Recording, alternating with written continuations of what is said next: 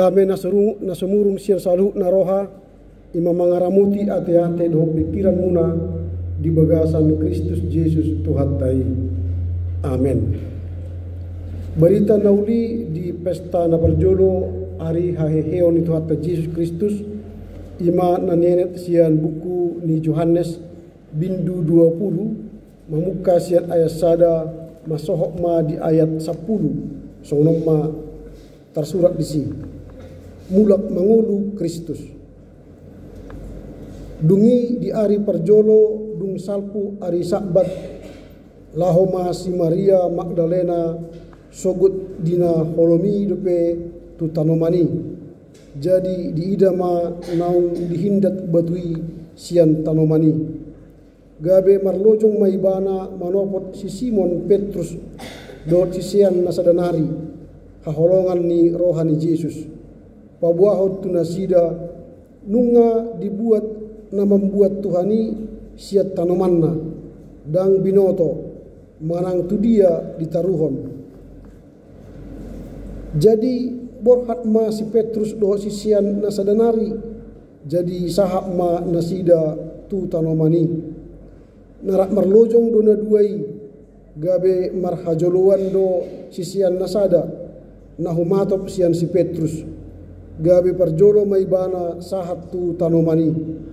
Jadi di paunduk ma dirina di ida ma peak akka pangalilit alaidang bongot ibana.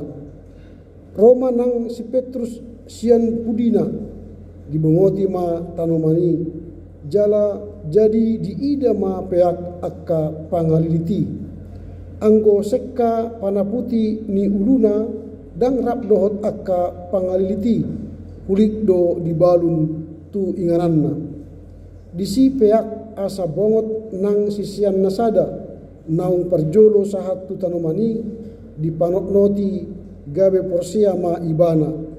Aidang dope dia tusi nasida hata nina tersurati namandok ikon hehe ibana sian namate asa mulima sisian naduai ima sahakna mared de mahita.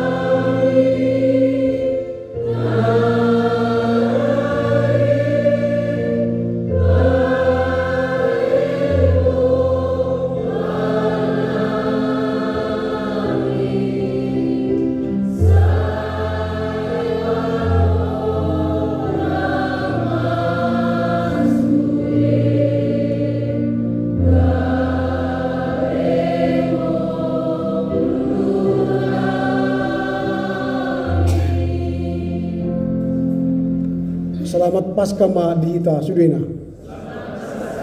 Mulate ma di Tuhatta ala buhita memestahon pesta patuluhon hari besar kekristenan dung Natal Jumat Agung doha Paskah. Jala Paskah iman sada peristiwa yang sangat penting dalam iman Kristen. Molodang hehe Yesus dan marlapatan habor syauta. Jadi hari haheon menjadi sangat penting bagi iman Kristen karena inilah titik puncak dari tugas Yesus Kristus di dunia ini. Dia datang untuk menyelamatkan manusia dan dalam rangka menyelamatkan manusia dia mati di Golgota untuk menggantikan hutang dosa manusia kematian. Lalu dia mati dan dia sudah bernubuat sebenarnya sebelum dia mati bahwa dia akan bangkit dari antara orang mati. Dan pada hari ketiga terbuktilah apa yang dia katakan sebelum dia mati di Golgota dan dia bangkit dari kematian. Satu-satunya nabi yang bangkit di dunia ini ialah Yesus. Ada banyak nabi di dunia ini, tapi itu tidak bangkit. Tetapi yang bangkit hanya satu nabi, yaitu Yesus. Jadi peristiwa kebangkitan Yesus yang dikenal dengan Paskah adalah hari kemenangan orang Kristen. Hari kemenangan orang percaya. Dengan kebangkitan Yesus, maka pusat ibadah orang percaya, orang Kristen berubah dari Sabat ke Minggu. Maka Minggu adalah Domingos, hari Tuhan, Jom Jahwe, Kurie Hemera. Inilah Minggu. Jadi Minggu ini adalah perayaan besar-besar. Maka setiap minggu adalah perayaan besar. Minggu raya. Jadi ada orang berkata berarti orang Kristen tidak menghargai ibadah hari Sabtu, hari Sabat. Bukan. Kita tetap merayakan ibadah pada hari-hari lain. Hari Senin ada ibadah-ibadah. Hari Selasa juga ada ibadah. Misalnya pertanian, ibadah sektor. Hari Rabu ada juga ada ibadah misalnya pemuda atau kaum ibu pada hari Rabu misalnya. Kamis juga ada ibadah, sermon-sermon. Jumat ada ibadah-ibadah remaja, pemuda. Sabtu kaum bapak. Lalu dari semua ibadah yang kita rayakan Senin sampai Sabtu, hari raya besarnya ialah Minggu. Karena hari Minggu itulah di mana Yesus bangkit dari antara orang mati. Inilah hari raya besar bagi umat Kristen. Jadi setiap minggu kita merayakan kemenangan bersama Kristus yang bangkit dari antara orang mati. Biasanya salam orang Kristen kalau sudah hari Paskah seperti ini dikatakan begini, Kristus bangkit. Lalu dijawab oleh orang atau jemaat, ya benar, Kristus sudah bangkit. Kita coba ya, saya katakan Kristus sudah bangkit. Dijawab nanti, ya benar, Kristus sudah bangkit. Kristus sudah bangkit. Ya benar, Kristus sudah bangkit. Sekali lagi, Kristus sudah bangkit. Ya benar, Kristus sudah bangkit. Mengapa perkataan itu dikatakan? Memastikan bahwa Kristus itu benar-benar bangkit. Karena ada orang yang menganggap bahwa Kristus itu tidak bangkit secara fisik. Aliran-aliran yang mempercayai Kristus tidak bangkit, Yesus Kristus hanya bangkit secara metafor, tidak secara fisik, secara tubuh. Maka itu dilawan dengan pernyataan, ya benar, Kristus sudah bangkit. Aliran yang menolak Kristus bangkit ialah aliran The Jesus Seminar. Aliran ini sampai sekarang masih ada, The Jesus Seminar. Mereka memastikan Yesus tidak bangkit secara fisik, tetapi secara metafor. Itu tidak benar. Dalam aliran ini mereka tidak mempercayai Kristus bangkit secara fisik. Tapi bagi iman Kristen, iman kita, Kristus itu benar-benar bangkit. Dari teks yang kita lihat tadi, ada bukti nanti kita lihat bahwa Yesus benar-benar bangkit. Lalu dalam Paskah, ada juga dua pemahaman tentang Paskah. Pertama, Paskah Yahudi. Kedua, Paskah Kristen. Paskah Yahudi itu adalah berfokus pada penyelamatan secara fisik. Mereka bebas dari pembuangan Mesir masuk ke tanah Kanaan.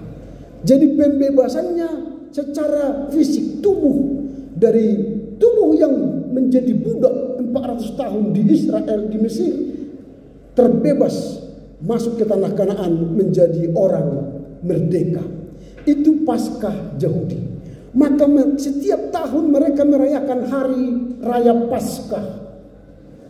Mereka akan merayakan itu untuk mengenang betapa Tuhan telah menyelamatkan mereka dari perbudakan Mesir ke tanah Kanaan. Itu Paskah Yahudi. Sampai sekarang itu masih mereka rayakan. Tetapi Paskah orang Kristen yang kedua bukan fokus menyelamatkan fisik yang diperbudak oleh orang Mesir, tapi Paskah orang Kristen ialah menyelamatkan kita secara rohani. Jadi kebangkitan Kristus adalah peluang kesempatan bagi kita selamat rohani, memperoleh kehidupan yang kekal.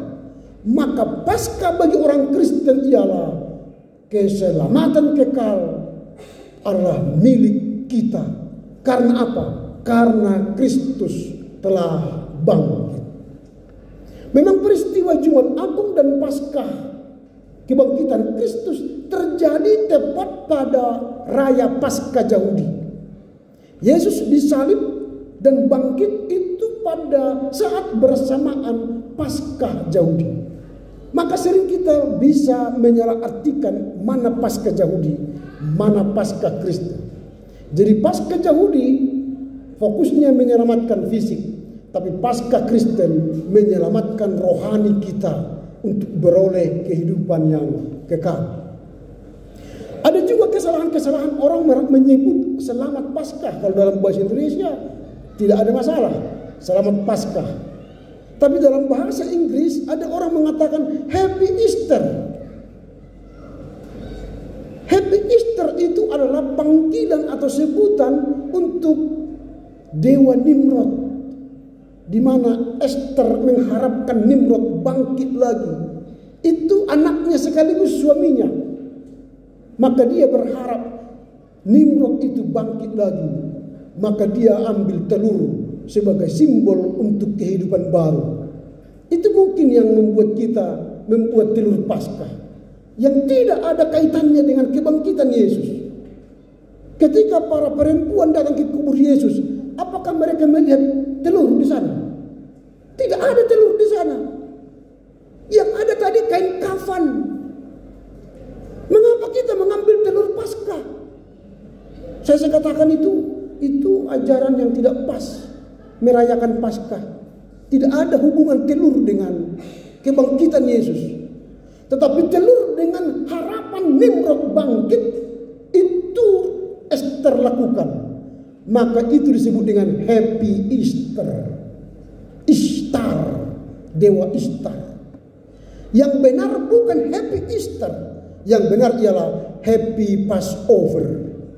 Happy Passover, Passover Pesah.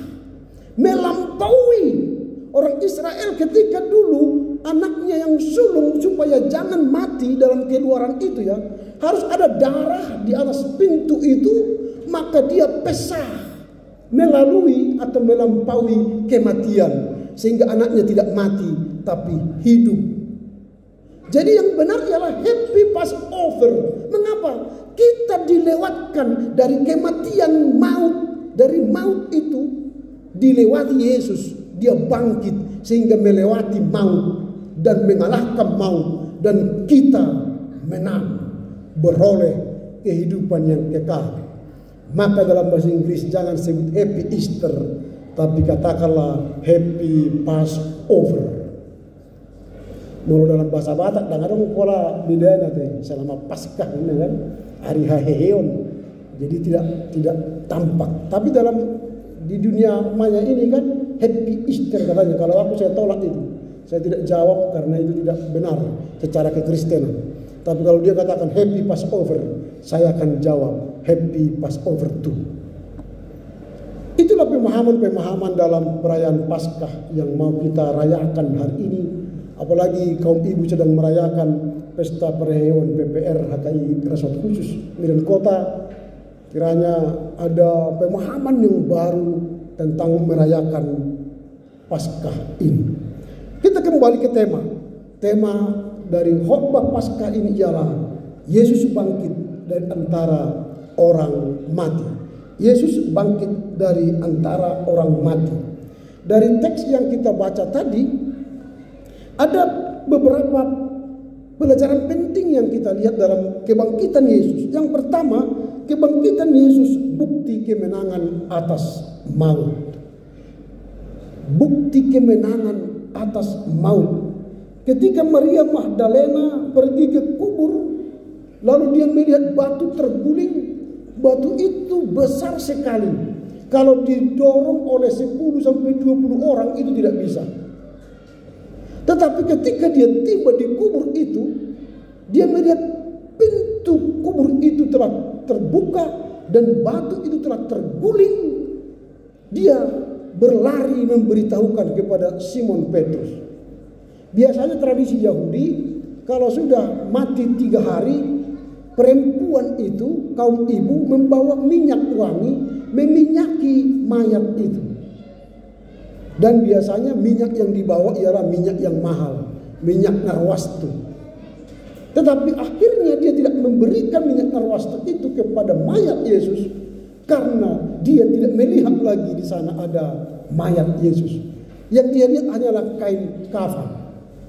Lalu dia bergegas berlari menjumpai Simon Petrus, dan ketika Simon Petrus mendengar kabar itu, dia pun berlari ke kubur itu bersama seorang murid yang lain. Murid yang lain itu ialah Yohanes, murid yang dikasihi oleh Yesus. Mereka berdua lari ke kubur. Tapi yang kita lihat dari peristiwa ini ayat 1 sampai ayat 2, inilah bukti bahwa Yesus telah menang atas maut. Dia tidak berhenti di kubur. Dia tidak hanya berdiam di kubur, tapi mayat Yesus itu tidak ada di sana, membuktikan Yesus tidak bisa dikungkung oleh liang kubur. Yesus tidak berhenti atau hanya berada di liang kubur. Dia membuktikan keilahiannya. Dia bisa keluar dari liang kubur itu, mengalahkan kuasa liang kubur, mengalahkan kuasa maut, dan membuka pintu kubur itu sehingga dia keluar dari kubur itu dan hidup kembali. Itu yang pertama yang kita lihat, Yesus bangkit dan memberi kemenangan, jaminan kemenangan kepada kita yang percaya kepadanya. Itu yang pertama. Yang kedua, kita lihat reaksi para murid.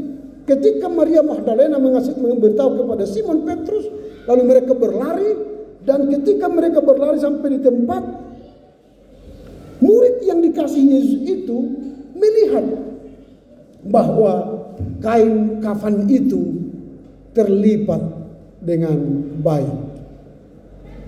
Kalau ada orang yang mencuri mayat Yesus, biasanya kain kafan itu akan berserak, karena dia tidak peduli dengan kain kafan. Tetapi yang mereka lihat kain kafan itu terlipat dengan baik, berarti mayat Yesus tidak dicuri. Lalu mereka juga melihat agak jauh, menemukan kayak sejarah kain kafan, pelilitnya itu agak jauh, itu juga terlipat dengan baik. Itu membuktikan bahwa mereka melihat peristiwa itu dengan iman bahwa Yesus telah bangkit. Jadi peristiwa kebangkitan harus dilihat dari kacamata iman. Jangan hanya melihat fisiknya saja. Seperti Thomas nanti, kalau aku tidak menyucukkan jariku ke lubang jarinya atau ke lubang yang di perutnya dan di kakinya, saya tidak percaya Yesus bangkit. Itu iman Thomas. Tapi iman yang benar ialah kita mengamini walau tidak melihat Yesus yang bangkit, kita percaya kebangkitan Yesus adalah real, nyata, untuk membangkitkan kita kelak menuju surga kekekalan. Itu sebabnya ketika kita dibaptis, itu artinya kita dikubur dalam dosa kita, dan melalui baptisan itu juga kita bangkit bersama Kristus yang bangkit. Itulah hidup baru. Baptisan adalah kematian kita kepada dosa dan hidup baru di dalam Kristus, kebangkitannya.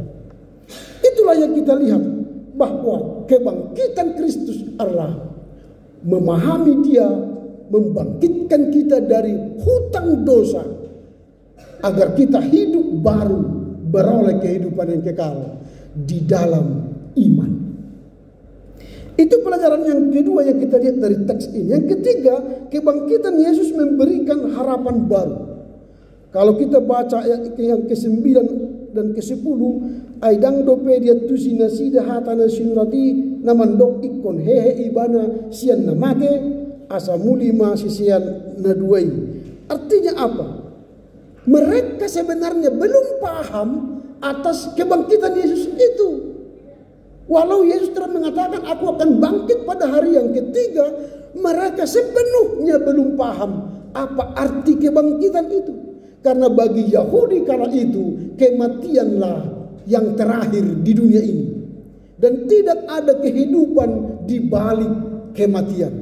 Karena setiap orang yang mati masuk ke Seol, masuk ke Gehenna, masuk ke sebuah alam intermediate state, masa penantian. Setelah itu tidak ada lagi kehidupan lain setelah kematian. Tetapi dengan kebangkitan Yesus ini memberikan harapan baru bahwa kematian bukanlah tempat terakhir bagi orang percaya, tapi kematian menjadi jalan kesempatan menuju kehidupan kekal di sorga kekekalan. Maka setiap orang yang percaya tidak lagi menangisi kematian, tetapi menyatakan kepada Tuhan Yesus, terima kasih atas kematianmu, karena kematianmu membuka pintu bagi kami memasuki sorga kekekalan. Seandainya Kristus tidak bangkit dari kematian, maka hidup kita akan berakhir di liang lahat, di liang kubur. Kita hanya membusuk menjadi debu dan nyawa kita terawang-awang, terbang di awang-awang, tidak mendarat di tempat yang sebenarnya. Tetapi kematian Yesus mengalahkan paradigma lama bahwa kematianlah akhir hidup manusia, membuat harapan baru. Kematian bukan akhir, tetapi pintu menuju kehidupan yang kekal. Alai molo mati keluarga hita tangis. Alai namati sebenarnya dohon di mana do boleh ate ma Tuhan ala bongok maau tu surgo hasonang. Hita nama nguludo bersedih mengadungi. Ibu hasa mau mati mau inu tak sempat demi uliok kumangan lah macam-macam ni. Menyesali diri. Padahal sebenarnya kematian bukan lagi ditangisi, tetapi kematian harus disyukuri sebagai pintu masuk ke surga kekal. Alai dengan kanak mandok selamat atas matinya, meninggalnya, ini enggak ada dia. Turut berduka citanya setiap di papan bunga. Mau kita negarani secara iman, selamat atas meninggalnya orang tuaku menuju surga kekekalan. Manigor itu harap pun otor bayobah dan bersedih mana mati orang tua ini kan. Tapi secara iman Kristen kematian adalah harapan baru menuju surga kekekalan. Tapi kita yang bersedih, maka yang dihibur ialah kita yang tinggal, maka kalimatnya turut berduka cita.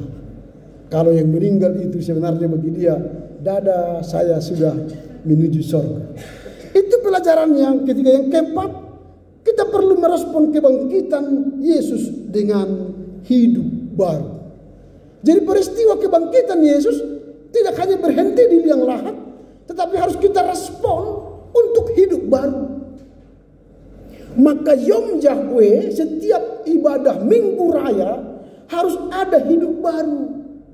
Setiap datang ke gereja, pulang harus hidup baru. Jangan datang ke gereja, pulang dari gereja, hidupnya tetap hidup lama. Karakternya tetap karakter yang lama. Gaya percakapannya tetap percakapan yang lama. Cara pikirnya pikir yang lama. Itu berarti dia belum mengerti kebangkitan Yesus. Orang yang bangkit bersama Yesus berarti hidupnya mengalami kehidupan baru. Hidupnya mengalami perubahan-perubahan menuju kesempurnaan. Adik pejok madabu jatuh dosa. Kita berusaha untuk memperbaiki hidup kita. Iman atau tidak, pelajaran-pelajaran penting dari peristiwa kebangkitan Yesus. Apa bukti bahwa Yesus telah bangkit dari kematian itu, dari kubur itu? Kalau kita lihat teks tadi ayat 1-2, makam Yesus kosong. Tidak ada lagi di situ Yesus. Itu bukti real, bukan maya atau metafor. Yang kedua, ada murid-murid yang bereaksi, lari menuju kuburan itu, dan mereka lihat memang kain kafan itu terlipat. Itu berarti bukti Yesus bangkit dari kematian. Kalau dicuri tadi, kain kafannya pasti berserak di mana-mana. Itu yang kedua. Yang ketiga, mereka percaya. Setelah murid yang lain tadi, Yohanes, melihat situasi di kubur itu, akhirnya dia percaya. Itu berarti bukti Yesus benar-benar bangkit.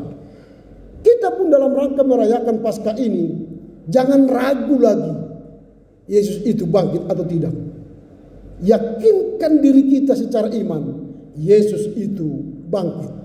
Itu makanya tadi katakan, Kristus sudah bangkit. Harus kita respon, ya, Kristus sudah bangkit. Benar-benar sudah bangkit. Itu menjadi keyakinan bagi kita. Iman kita bukan iman yang mati, tapi iman kita ialah iman yang hidup, yang membaharui.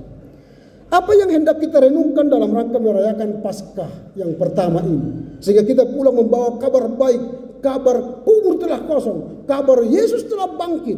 Apa yang mau kita renungkan? Yang pertama, kemenangan atas maut dan dosa.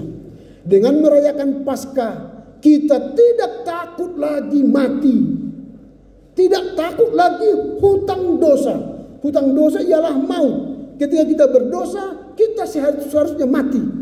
Tapi Kristus telah mengalahkan hutang dosa. Dia menggantikan kita sehingga kita beroleh hidup. Jadi jangan lagi takut mati. Siap sedia kapanpun Tuhan panggil kita, kita siap sedia mati. Alerong dohara amandok, Tuhan memang prosya do tu surga duau moro mate. Ale unang juju sanari ni mana? Ale tawudu be saksang BPK kan. Tawudu be namar nonang, tawudu be nama katai dihakai rasa khususokan. Alai molodak tola pau be mangulu mengapai be ijuron tang bui be mangan arak maau Tuhan. Wah itu kan. Ang boleh tawudu be baunang majo kira budi enggak bisa. Tetapi kita harus siap mati. Itulah Paskah. Karena kita tidak lagi menakuti kematian. Kuasa kematian telah dimatikan, maka semangat untuk mati itu ada di hati kita. Seolah-olah besok kita mati. Berarti kita siap mati sekarang. Beriman yang benar, mengalami bersama Kristus yang bangkit, menghidupi, meyakini, mengimani Kristus yang bangkit. Kalaupun mati besok, saya masuk surga. Jadi jangan mengatakan anum madung matua baru pe baroha dung matua pe mati au bisa menjamin dung matua kita mati. Tidak ada yang menjamin. Hari ini bisa mati, besok bisa mati. Tapi kalaupun diberi sampai 90 tahun, puji Tuhan. Itu yang pertama. Yang kedua, penggenapan janji Allah. Peristiwa kebangkitan ini adalah penggenapan janji Allah. Kalau kita baca nanti Matius 16:21, Markus 8:31, di sana dikatakan Yesus mengatakan, "Aku akan bangkit pada hari yang ketiga." Ketika Yesus bangkit hari ini, pada Paskah ini, itu adalah penggenapan dari firman Yesus. Bahkan ketika Mazmur 16 ayat 10 telah menubuatkan akan ada orang yang bangkit, yang akan menyelamatkan kita. Itu juga digenapi. Sehingga ketika kita merayakan Paskah, ini adalah penggenapan janji-janji Tuhan. Bahwa kita orang yang percaya tidak takut kematian. Dan kita yang percaya akan bangkit bersama Yesus yang bangkit. Jadi kita merayakan hari raya besar hari Tuhan ini untuk keselamatan diri kita, baik di bumi maupun di sorga. Itu yang kedua. Yang ketiga, memberikan jalan keselamatan bagi semua orang. Kebangkitan Yesus tidak hanya menyelamatkan orang Kristen, tetapi menyelamatkan semua orang yang percaya kepadanya. Ada orang yang percaya tidak beragama Kristen. Ada banyak itu. Bahkan mereka lebih Kristiani daripada orang yang mengaku Kristen. Dia hidup sesuai dengan Injil, sesuai dengan firman Tuhan, tapi dia beragama Kristen. Itu pun diselamatkan oleh Kristus. Daripada mengaku Kristen tapi tidak melakukan kehendak Allah, tidak melakukan sabda Allah, tidak melakukan perintah Allah, itu tidak jaminan bisa masuk surga. Jadi Kristen yang baik ialah Kristen yang beriman, bertindak sesuai dengan kehendak Allah. Jadi kebangkitan Kristus memberikan jalan keselamatan bagi semua orang yang percaya kepadanya. Yang terakhir, kebangkitan Kristus memberi harapan hidup baru. Bahwa selama ini kita manusia yang berdosa tidak bisa bertemu dengan Allah yang Maha Kudus, tapi dengan kematiannya kita diperdamaikan dengan Allah. Maka simbol salib ini adalah perdamaian manusia berdosa berdamai dengan Allah yang kudus, yang Maha Kuasa. Kita bisa lagi memanggil dia ya Bapa. Maka kita memiliki harapan bisa bertemu dengan Sang Bapa. Ini kebangkitan. Jadi kebangkitan Kristus menjamin kita bisa dekat bertemu dengan Allah. Karena Allah telah menerima kita anaknya melalui kematian dan kebangkitan Kristus. Maka banyak orang Kristen yang membuat salib di kalungnya. Kalau kita membuat salib di kalung kita, itu artinya ingatlah setiap pagi pegang salib itu, saya adalah orang yang didamaikan dengan Allah. Maka ketika saya sudah berdamai dengan Allah, saya pun akan berdamai dengan sesama manusia. Saya pembawa damai.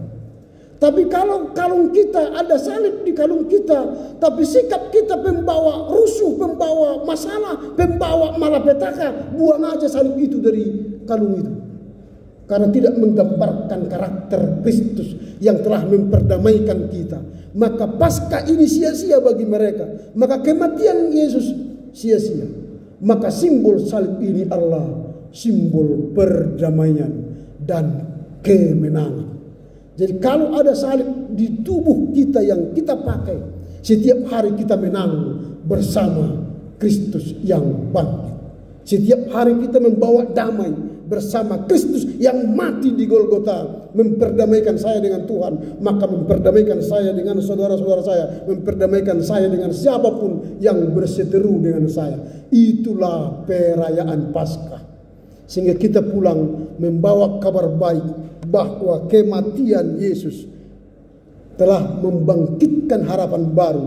Kita bertemu dengan Allah karena Yesus bangkit untuk memberi harapan baru, hidup baru bagi kita. Amin. Kita bernyanyi.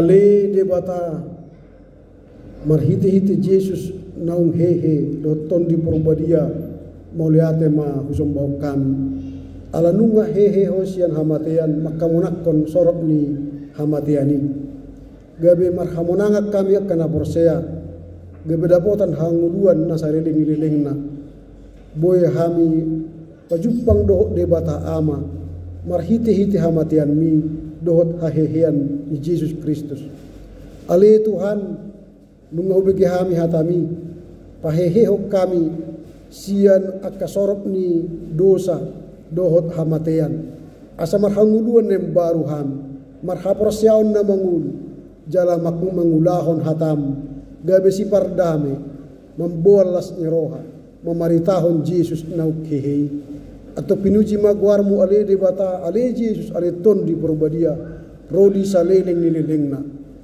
pasu-pasu hami makanguluh katami di nguru nami siapari asa marparbue nguru nami sahak ro di ujung ni bohal nami amin.